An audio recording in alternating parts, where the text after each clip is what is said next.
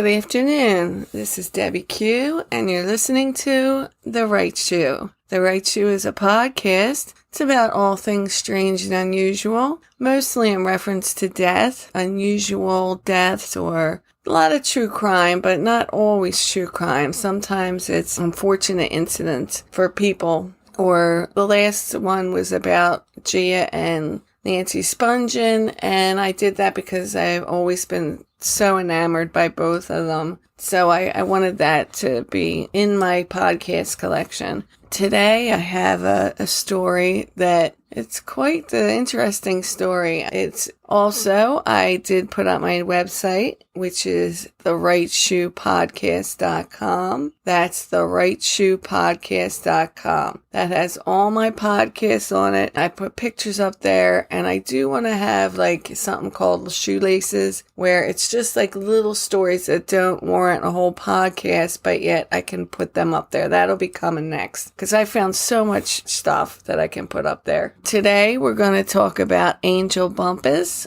She is a young lady who was born March 3rd, 1995. She's about 25 now. She's a very pretty girl. So anyway, besides her looks, she seems like she has a good head on her shoulders. There was a show, I'll just mention the show now. It was on A&E called Accused. This is when I first heard about Angel. I had never heard of her before. This is what introduced me to her. Some points will reference that show because I got to see, sometimes when you're reading, it's different than when you're watching something because you're not getting their inflections. Sometimes you can tell a lot about someone by how they say something rather than just what's on paper. I was real glad to have caught that Accused with her. If you get a chance, I would definitely suggest watching that on top of this podcast. I might add stuff, but it is interesting to see people in action. Angel grew up, and she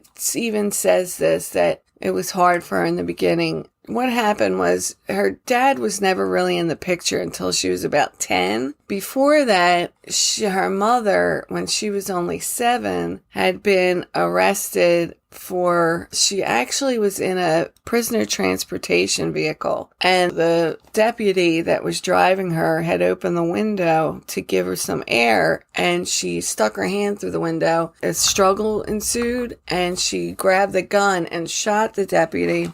Glenda Shelton was the deputy's name. She survived, but in the meantime, she also turned the gun on a passerby who was driving in a pickup truck. And I guess she was trying to get away, and the police got her, it seems, pretty immediately. Both victims survived, but she did get 40 years. Now this is Tennessee law, and I'm not as familiar with Tennessee law as I am Philadelphia and PA law, but Philadelphia is literally in its own little world. But the thing is, I don't know if she's getting out soon, maybe, Tamika, her mom, Angel's mom, because I was looking, and I always go through this prison pen pal site, and Tamika was there, and she wanted a friend. She was at the end of a long sentence, so I assume that she's getting out soon. She would have been in there quite a long time by now. Yeah, I almost about 20 years. So yeah, okay. She might be getting time off for good behavior or something. I'm not sure. Back to Angel, because her mother was away at that time for such a long prison sentence and her dad wasn't around, she had to go live with her grandparents. And I don't think she had a great time at her grandparents.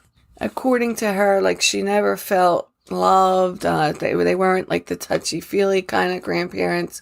And she said she always wanted that. She wanted to be told that she was loved, and she just didn't feel that. And it affected her deeply. And you could just tell that her grandfather, he seemed really cool. Her grandmother, I don't know her, but she seemed cold to me. I think if a kid's never told when they're younger that they're loved or they don't feel loved, I think it messes people up. You need that when you're young. So I felt really bad when she was telling the story because you could kind of see there's little tension. So Angel, she took it upon herself to just plow through it and say that was not going to bother her and she was going to make it. She was the eldest daughter all her younger siblings she took under her wing, and she would like do arts and crafts with them. She really dreamed of being like a fashion designer in New York.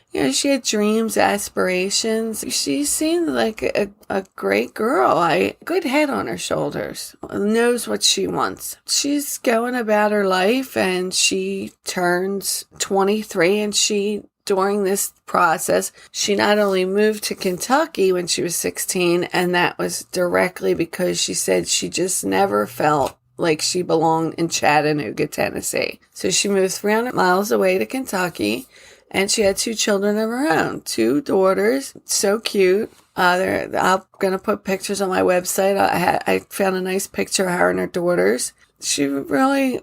It seems like a good mom, everything's just looking up. Well, here comes 2018.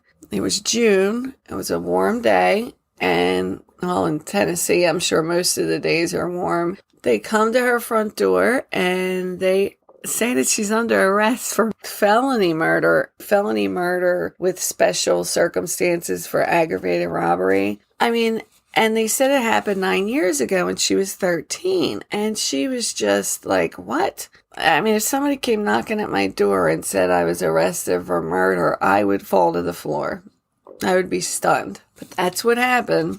She went to Jefferson County Jail, and while she was, and meanwhile, she had gotten into this technical college, and she was going forward for her nursing degree. She had stuff to do. There was a Garth Best. He came in, and he seemed pretty confident. He said, listen, I'll get this dismissed right away in the juvenile courts, no problem. That didn't happen. It went right to trial, and it seemed to get worse from there. She was going to have to go to trial with a Mallory Vaughn. I know there's a lot of names going here, but a Nicholas Cheatham had said that Mallory Vaughn, he was in jail, and Nicholas Cheatham was trying to get time off of his sentence. And he said that Mallory Vaughn told him that he had been involved in this robbery that went wrong. He, to quote, wrapped the victim like a mummy, and the duct tape, it went bad. So this brings us to what actually happened. Like, what is this murder? What is everyone talking about? What duct tape? It turns out that there was a guy named Franklin Cookie Bonner. He was 78 years old. His wife had come home for lunch one day from work and found him tied to a chair with duct tape. Not only that, he was dead because the person that had duct tape him put it over his mouth and he suffocated. So she did call 911. She was hysterical. They could never revive him. And during all these proceedings, she said that he did sell marijuana. He would buy like a pound. And then she said that he would sell it to working class folks for like 20s, 40s, and ounces. So it was like a small marijuana, small time, but he had marijuana and money in the house. That's what the prosecution claims that everyone was going for when Mr. Bonner was killed. What happened and why they arrested Angel? They had found several fingerprints on the duct tape, on the inside of the duct tape. They really couldn't find any matches, but they did find two distinct fingerprints that there suddenly was a match. And this was 9 years later. Like, this case had obviously gone cold. And I guess the Bonner family kept calling and saying, is there any progress on this case? And then finally they ran the fingerprints again. And Angel Bumpass had been brought in. I guess she was arrested for this. Tennessee seems a little harsher than Philly because I don't know if they would bring someone in Philly for this. But she had gotten a speeding ticket that she didn't pay. So when they pulled her over, they brought her in for that. And they fingerprinted her. Well, that's when she was fingerprinted. It ran through and there was a match. It hit the duct tape. 2 prints. One that had been on Franklin Bonner's leg and the other that had been on his face. And it was a match to Angel Bumpass. Now, I am a little more knowledgeable about DNA than I am fingerprint science. I did ask Homicide. I said, what is that compelling evidence? And they said, yes, 2 fingerprints. And on the inside of the duct tape, that means that whoever those fingerprints were, that person was there. there was a point where the grandfather said that when Angel was little, he would throw the tape to her. He would pull out the sticky side so that she could catch it. Now, that's all fine and good, but the problem is Franklin Bonner and Angel Bumpass's grandfather, they lived 2.5 miles apart. So when I guess the grandfather was trying to say that when they went into whoever went into this house brought that duct tape, it somehow made it to Franklin Bonner's house, and that's how her fingerprints could have got on the duct tape, which to me that sounds okay, but it seems like this case is for people that are more knowledgeable with forensics, because again, when I said this to homicide, they said that the chance of that is it's extremely rare. Like, she was there, she was pulling that duct tape off. Okay, that being said, I have my own theories of what happened. I'll get to that later.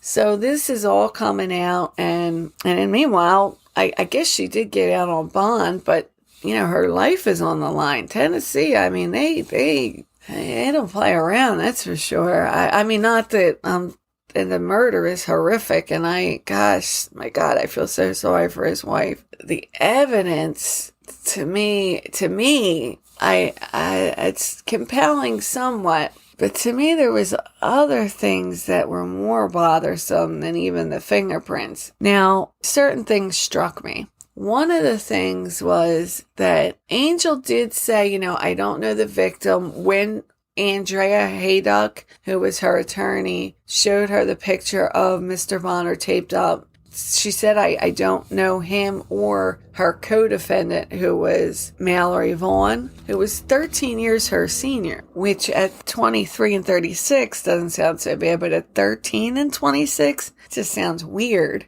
So she said she didn't know the co-defendant or the victim, which I can believe that. But she never said, I'm innocent. She never once, screamed, I am innocent of these charges. She just kept saying, they would ask her, and she just kept saying, I don't exactly know. She was giving these even the attorneys, they kept saying, if you know anything about this case, they will let you go. There was a couple more things that happened that were interesting. One was the fact that the grandmother, Shirley Bumpass, in the beginning in 2009 when the crime happened, she said, she had been the last to call Mr. Bonner. Mrs. Bonner said that Shirley was one of his customers for the marijuana. So she was the last one on his caller ID, but when they asked her about it again this time, all these years later, she kept saying, oh no, I have nothing to do with it. And her answers were very curt, and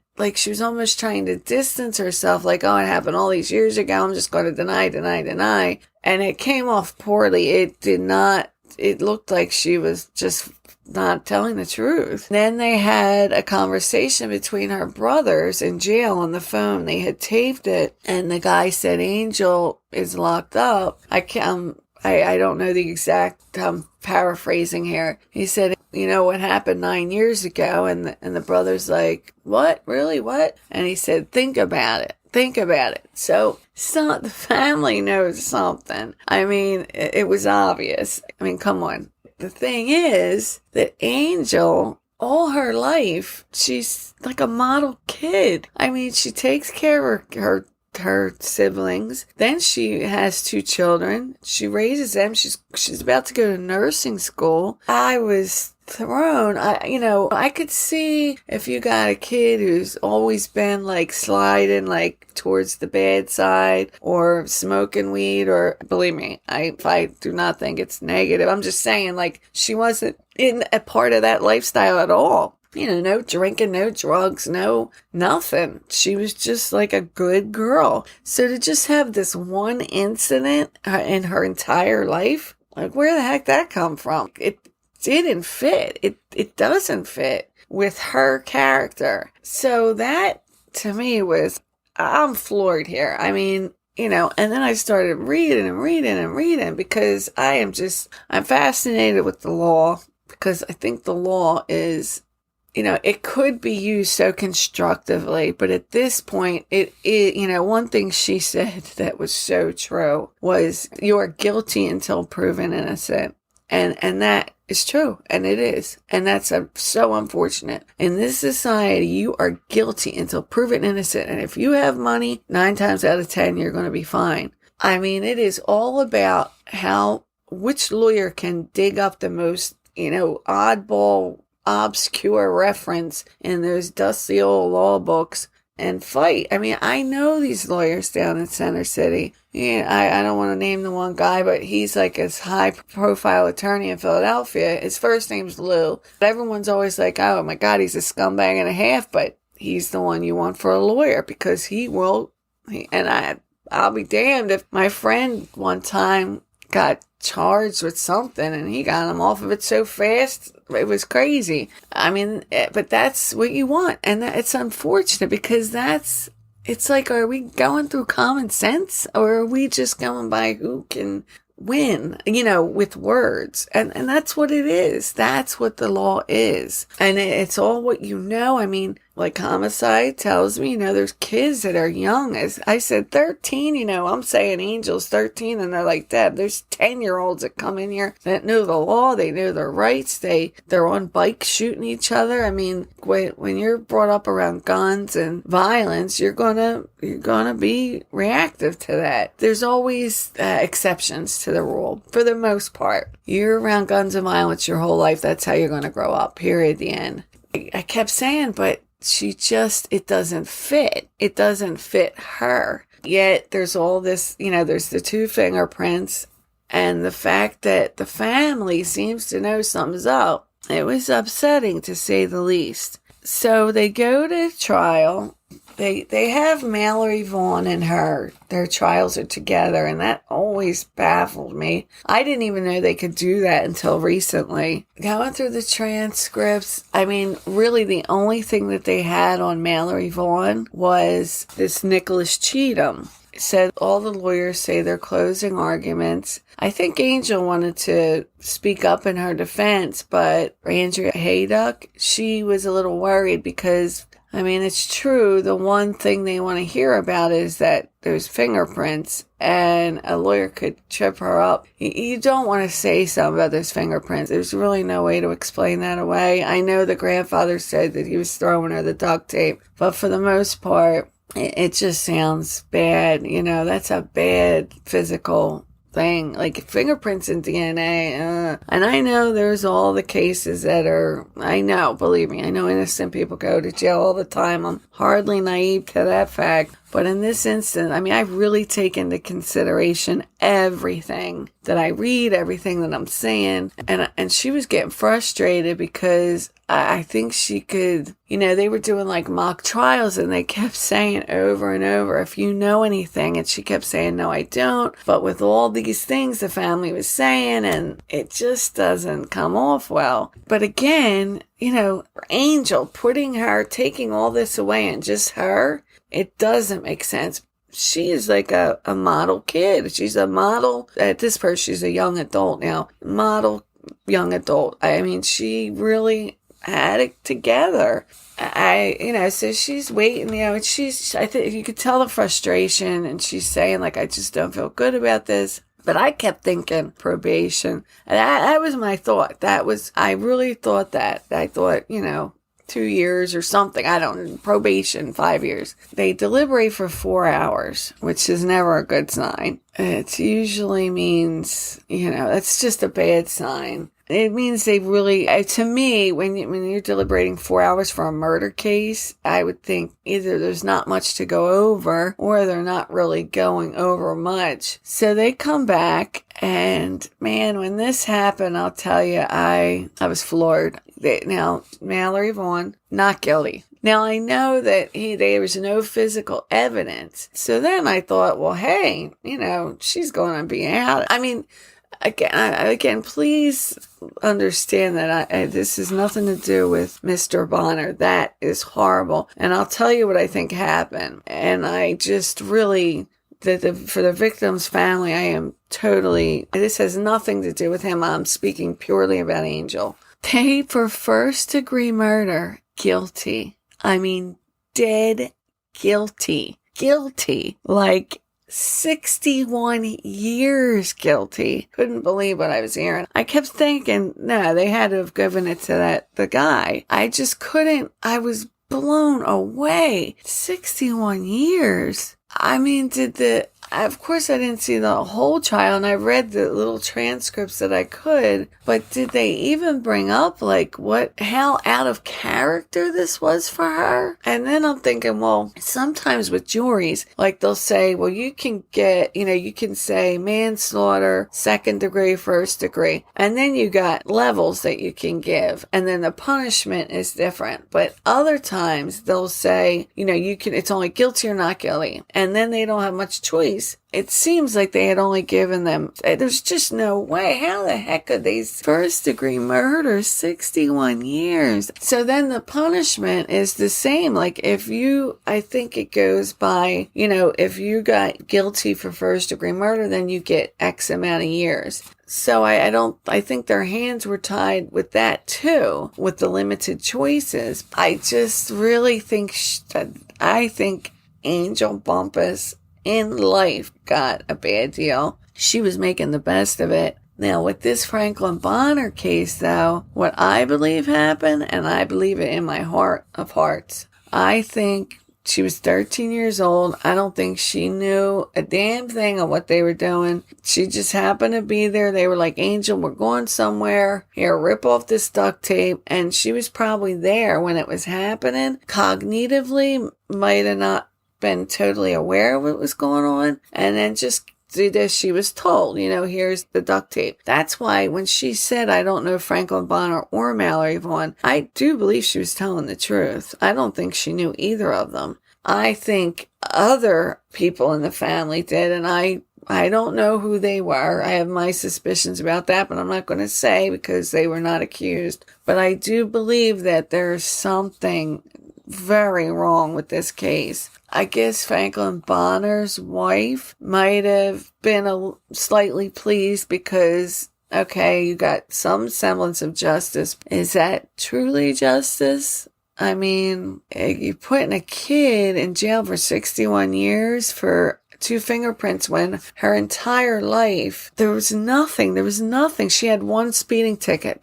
I couldn't get over that. I was truly, truly shocked. Now, I know she's appealing this decision. It was supposed to go March 27th of this year because of the COVID virus. It's on hold right now. And there's no other date that I've seen. I've been watching. There's justice for Angel Bumpass. If you put in Angel Bumpass in Google, it will come up a lot of different things. And then you think, my God, her mom's been in jail for so long, and she really was struggling to get away from this whole mess. That instance, when they read that, you could see the shock on her face. You could see the shock on my face. And then when she kind of moved, like she was going to try to run, and the lawyer kind of grabbed at her, I really felt for her in that moment. The fear. I just felt fear. I looked her mom up, and she when you read about the things people do, and it sounds, like you're like, oh my God, this person. But then she was on this one pen pal site, you realize that everyone has this 2 sides of themselves. The sides that they put out to others and the sides that's inside. It's a shame just all around that it's been in her family, this whole criminal activity crap, and she tries to get away from it, and then this happens. Do I think she was standing there with the duct tape, the mastermind of this? Absolutely not. And that's why I think they really stuck it to her, because they couldn't. Mallory Vaughn, there was just no physical proof except for that guy, and that's hearsay kind of. And plus he was trying to get a lighter sentence, so they just didn't pay it any mind. They really went for Angel. I just don't think she was if it wasn't premeditated, it wasn't, she's not a psychopath. We could tell. And the way she's lived her life, it just doesn't match. I truly think that she was just young, and she happened to be there, and yeah, she probably did rip the duct tape off, but do I think she really had knowledge of what she was doing? No. And I think that should have maybe been brought up. I guess the lawyer's hands were tied because she kept saying I had no, I have no knowledge. I ever like think of things like you think, oh, if I was her lawyer. I hope that they find out who really was the mastermind of that. Although at this point, I'm sure it's like beating a dead horse. It seems like a case that they're not going to go back into. And, if she does get her appeal, I'm sure they'll take it to an entirely different avenue. I don't know. It just doesn't. Common sense tells me that she wasn't the mastermind. So unless there's that, when you, crime of passion, and then there's premeditated cold-blooded murder. I don't think she even was either of them. I just don't see her and this guy, Mallory. It just doesn't make sense. It really doesn't. So that was that case threw me. But I feel bad for Franklin Bonner's wife. That's oh my God, I can't imagine walking in your husband's dead because somebody duct taped them. Again, just bringing you some interesting cases. I also look forward to my other cases. Besides, I know I was talking about Lori Vallow. She's going to be a doozy. And I want to see a little bit of what happens first. They're just starting to bring her into court. Also, I have a really good case that when I was younger, I remember reading about this guy and then Joey Coyle. Because that case always, and it's not like a case, it's like his life. It's kind of like the Nancy Spungen one. Again, it really goes with the website. I'm telling you, it's therightshoepodcast.com. And my email link's in there, and I still, it's gonna grow. It's tough because I was off for COVID. I had a lot more time to concentrate on the podcast. I'm still working it. I will get to these cases. This is Debbie Q, and you're listening to The Right Shoe. Bye-bye.